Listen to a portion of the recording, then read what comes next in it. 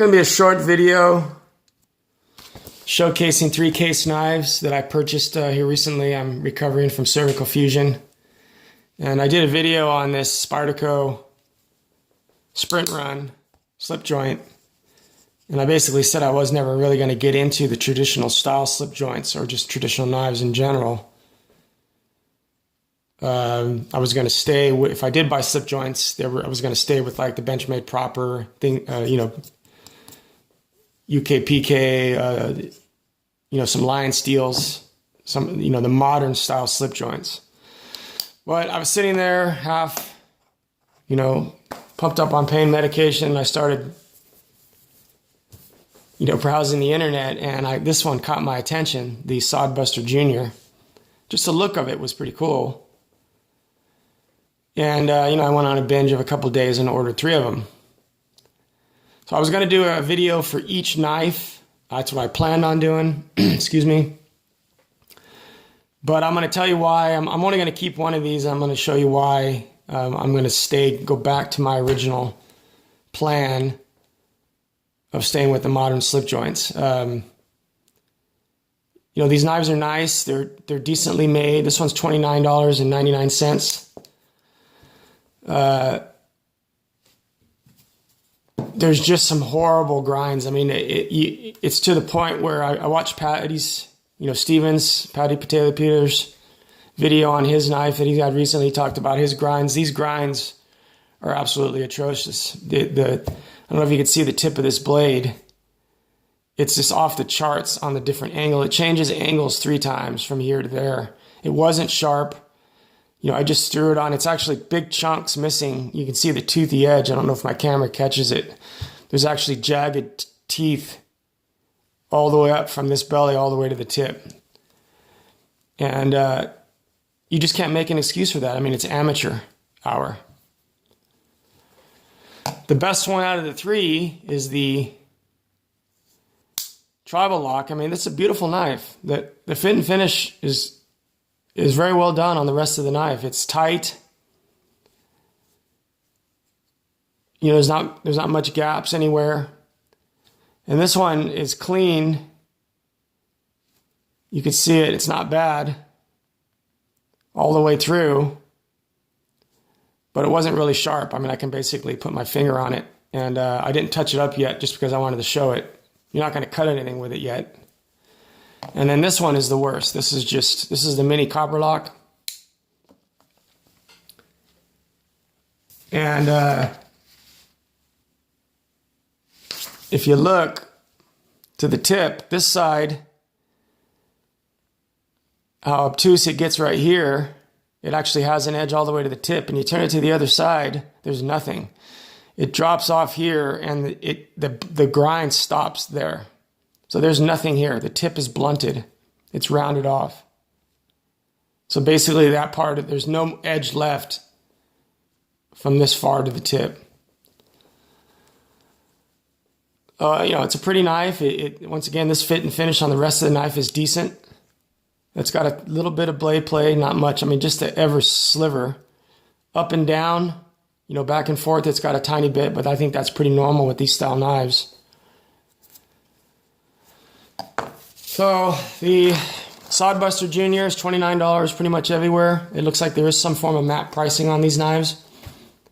That's a synthetic material, this one. 2.2 ounces. The Mini Copperlock is $55, most vendors. Shows the specs on that. And then the Tribal Lock, which is, once again, the one I'm going to keep. $59.16 was on Amazon, but it's pretty close to being the same price everywhere else.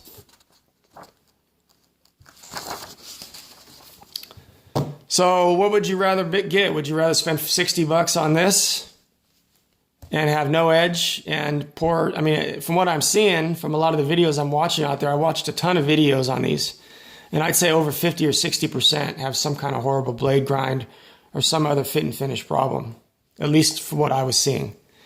Or would you rather buy? People were complaining about this knife at $65, having some minor jimping issues, and obviously I talked about this one. My there's a D-shaped, you know, these standoffs and my pivot are spinning free. I can't really take the knife apart. But for this fit and finish is like stellar compared to these, if you actually look at it and you compare it.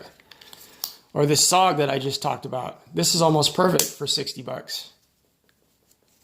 You know, I know it's different. You're talking about two different things, but Case has got to up their game. I mean, I'm new to this whole show, and I don't know if this is just a freak deal that I got such horrible blade grinds. But it turned me off right away. I mean, I'm keeping this one. You know, it is beautiful if you look at it. It's got good action. I really like the way the knife looks. They are fingerprint magnets, though. I mean, I've never carried a knife, you know, in the bottom of my pocket before. I was thinking about getting one of the slips. Either have my wife make me one or just buying one of the Case ones online, like $9. But it is a beautiful colors. I mean, all this looks like it's well made. You know, the action is out. This is actually, you know, a decent piece. It just needs to be sharpened properly now.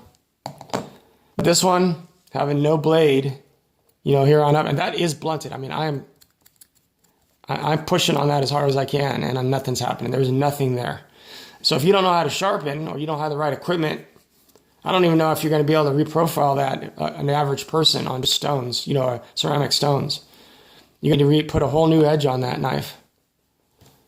So I thought about returning it, you know, and getting another one. I'm not going to stick with, you know, the modern style slip joints.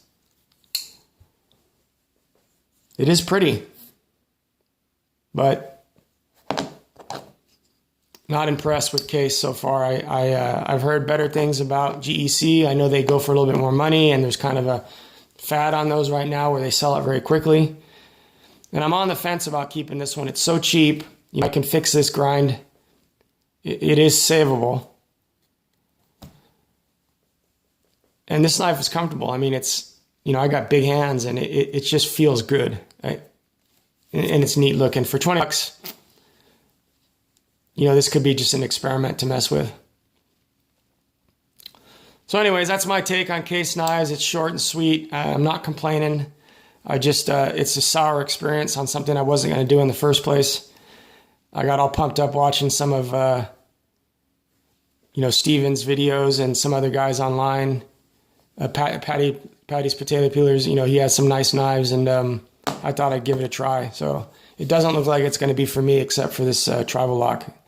This one is a decent specimen, and, you know, I'll probably end up keeping it.